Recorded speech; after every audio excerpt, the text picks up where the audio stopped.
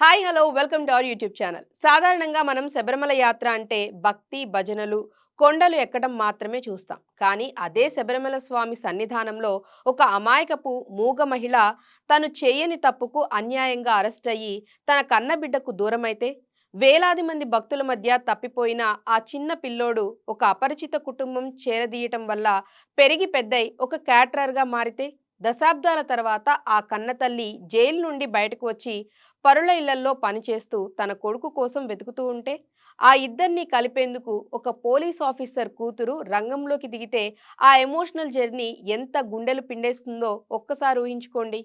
Yes, రీసెంట్గా థియేటర్లో release అయి ప్రతి ఒక్కరి కళ్ళలో నీళ్లు తెప్పించిన బ్యూటిఫుల్ ఎమోషనల్ ఫిల్మే సన్నిధానం పీఓ. ఇందులో మన యోగి బాబు కేవలం కామెడీ మాత్రమే కాకుండా ఒక అనాథ కొడుకుగా తన నటనతో అదరగొట్టాడు. మరి ఈ సన్నిధానం వీధిలో విడిపోయిన ఆ బంధం ఎలా ముడిపడింది, అసలు ఆ రోజు ఏం జరిగిందో తెలుసుకోవాలంటే మనం స్టోరీలోకి వెళ్ళిపోవాలి. కథ కొన్ని దశాబ్దాల క్రితం శబరిమల యాత్ర బ్యాక్ డ్రాప్ లో మొదలవుతుంది. యశోద ఒక అమాయకపు మూగ మహిళ. ఆమె తన చిన్న కొడుకు శబరిని తీసుకొని మొదటిసారి అయ్యప్ప దర్శనం కోసం కొండకు వస్తుంది. అయితే అక్కడ జరిగే ఒక ఊహించని ప్రమాదం వల్ల యశోద తను చేయని తప్పుకు ఒక తీవ్రమైన కేసులో అన్యాయంగా అరెస్ట్ అవుతుంది. ఆ తోపులాట గందరగోళంలో ఆమె చిన్న కొడుకు శబరి గుంపులో తప్పిపోతాడు. కన్నబిడ్డ ఏమయ్యాడో తెలియకుండానే యశోద జైలు పాలవుతుంది.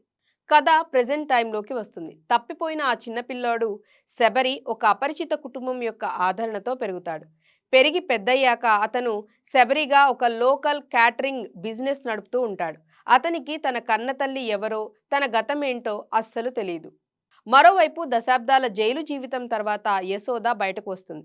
ఆమె ఒకరి ఇంట్లో డొమెస్టిక్ హెల్ప్గా జాయిన్ అయ్యి తన కొడుకు ఇంకా బ్రతికే ఉంటాడు, ఎప్పటికైనా దొరుకుతాడు అని కన్నీళ్లతో వెతుకుతూ ఉంటుంది. సితార తన మూగ పాత్రలో కేవలం కళ్ళతోనే పండించిన ఎమోషన్ ప్రేక్షకుడి గుండెను కదిలిస్తుంది. సినిమా మధ్యలోకి వచ్చేసరికి ఒక ఆసక్తికరమైన ట్విస్ట్ వస్తుంది. యశోద పనిచేస్తున్న ఇల్లు ఒక పోలీస్ ఆఫీసర్ది. ఆ ఆఫీసర్ కూతురికి యాదృచ్ఛికంగా యశోద యొక్క పాత పోలీస్ అరెస్ట్ ఫైల్స్ మరియు ఒక పాత లాకెట్ కనిపిస్తుంది.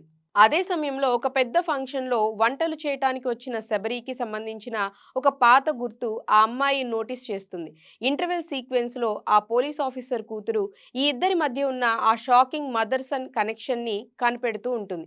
కానీ ఆ నిజాన్ని నేరుగా చెప్తే శబరి నమ్ముతాడా లేదా అనే ఒక టెన్షన్తో ఇంటర్వెల్ కార్డ్ పడుతుంది. సెకండ్ హాఫ్ అంతా ఆ పాత నిజాన్ని బయట పెట్టడానికి మరియు తల్లి కొడుకులను కలపటానికి జరిగే ప్రయత్నాల చుట్టూ సాగుతుంది. యోగి బాబు తన మార్క్ కామెడీతో అక్కడక్కడా నవ్విస్తూనే సెంటిమెంట్ సీన్స్లో చాలా మెచ్యూర్డ్గా పర్ఫామ్ చేశాడు. కన్నడ నటులు రూపేష్ శెట్టి మరియు ప్రమోద్ శెట్టిల పాత్రలు కూడా కథను ముందుకు నడిపించడంలో కీలక పాత్ర పోషిస్తాయి. ఏజీఆర్ అందించిన భక్తి మరియు సెంటిమెంట్ సాంగ్స్ ఈ భాగంలో ఎమోషన్ని బాగా క్యారీ చేస్తాయి. ఫైనల్ క్లైమాక్స్ మళ్ళీ శబరిమల క్షేత్రం బ్యాక్ డ్రాప్ లోనే జరుగుతుంది. విలన్లు తమ పాత తప్పు బయటపడకుండా యశోదాను శాశ్వతంగా మాయం చేయాలని చూస్తారు. కానీ శబరి మరియు ఆ పోలీస్ టీం విలన్ల ప్లాన్ ని తిప్పికొడతారు. చివరకు ఎక్కడైతే దశాబ్దాల క్రితం తన తల్లిని కోల్పోయాడో అదే స్వామి సన్నిధానం పీఓ పరిసరాల్లో శబరి తన కన్నతల్లి యశోదను కలుసుకుంటాడు. ఆ మూగ తల్లి తన కొడుకుని గుర్తుపట్టి హత్తుకొని ఏడ్చే సీన్ థియేటర్లో ప్రతి ఒక్కరి కళ్ళు చెమర్చేలా చేస్తుంది. యశోదాకు జరిగిన అన్యాయాన్ని చట్టపరంగా నిరూపించి తల్లి కొడుకులు మళ్ళీ ఒక్కటవటంతో ఒక బ్యూటిఫుల్ ఎమోషనల్ నోట్తో సినిమా సుఖాంతమవుతుంది. సో ఇదండి మన కామెడీ కింగ్ యోగి బాబు మరియు సితారాల కలయికలో వచ్చిన సన్నిధానం పీఓ సినిమా ఫుల్ స్టోరీ. ఎలా అనిపించిందో కామెంట్స్లో చెప్పండి. అండ్ అలాగే ఈ వీడియో నచ్చినట్లయితే ఛానల్ని లైక్ చేయండి, షేర్ చేయండి, సబ్స్క్రైబ్ చేయటం మర్చిపోవద్దు. మరొక ఇంట్రెస్టింగ్ అప్డేట్తో మళ్ళీ కలుద్దాం. బాయ్.